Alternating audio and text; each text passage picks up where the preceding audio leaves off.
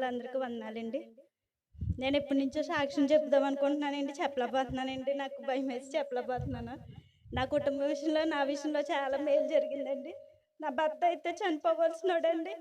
చాలా మట్టుకు దేవుడు ఎంతగానో కాచి కాపాడాడండి. నేనైతే నాకిక్కడ తెలీదండి. మాకు దుర్గక్క ఉంది. దుర్గక్క ద్వారాగా నేను ఇక్కడికొచ్చానండి.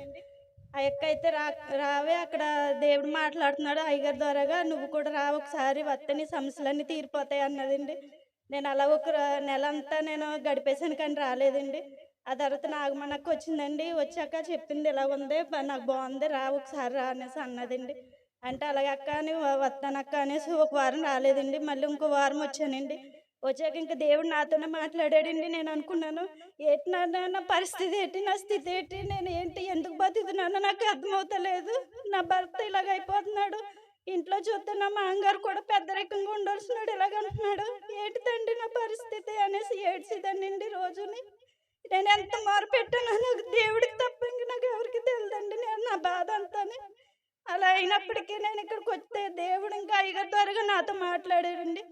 ఈ రోజు నుంచి నీ సమస్య తీరుతుంది, నువ్వు సరి చేయబడుతున్నావు అనేసి వచ్చిందండి నాకు వాక్యం. నేను ఎంతో సంతోషపడి ప్రార్థన చేయించుకుని ఇంటికి వెళ్ళాక మనసు అంతా ఎంతో భారంగా ఉన్న మనసు అంతా తేలికైపోయిందండి. నేను ఇంకా ప్రతి వారం వస్తున్నానండి. వచ్చాక నా భర్త కూడా ఒక వారం వచ్చాడండి. బాగానే ఉన్నాడండి. ఒక వారం అండి మందు తాగేసి ఉన్నాడండి.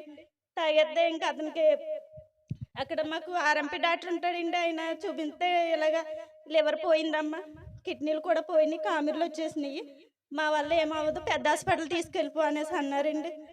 ఏటిపోతండి నాకు దిగ్గులేక నేను ఉన్నాను. చేతిలో చూస్తే రూపాయి లేదు. ఏం చేయాలో నా పరిస్థితి ఏంటండి? నాకు తోబుట్టినోడే నా దగ్గరికి రాడు. ఏంటండి నా పరిస్థితి ఎలాగ ఉంది అనేసి అయ్యగారికి వెంటనే ఫోన్ చేసి అయ్యగారండి ఇది నా పరిస్థితి, ఏం చేయాలో తెలుస్తలేదండి. అంటే నువ్వేం కంగారు పడకమ్మా, నీకేమవదు, నీ భర్తకు కూడా ఏమవదు, నేను ప్రార్థన చేస్తున్నానమ్మా అనేసి ప్రార్థన చేస్తే హాస్పిటల్ తీసుకెళ్ళామండి. మాకు తెలిసిన ద్వారా ఏమీ లేదమ్మా, ఎవరు చెప్పారమ్మా నీకు, నీ భర్తకు అంతా బాగానే ఉంది, స్కానింగ్ తీయించుకో సరిపోతుంది అనేసి అన్నారండి. అలాగే అనేసి మళ్ళీ రాజమండ్రి స్కానింగ్కి వెళ్తే ఏమీ లేదు, ఎవరు చెప్పారు నీకు, అన్నీ తప్పుడుయ్యా, ఇప్పుడు రిపోర్ట్ చాలా బాగుందమ్మా, పర్వాలేదు మందులు వాడండి అనేసి అన్నారండి.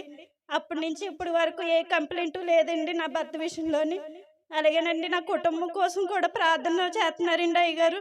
నాకు ఇప్పటి వరకు చాలా బాగుందండి, ఇక్కడికి వచ్చాక బాగుందండి. నా పరిస్థితి కూడా నాకు ఇంకా బాగోవాలని, మా మామగారు మనసు మారాలేనండి, మా కుటుంబం అంతా దేవుళ్ళు ఎదగాలని ఆశపడుతున్నానండి.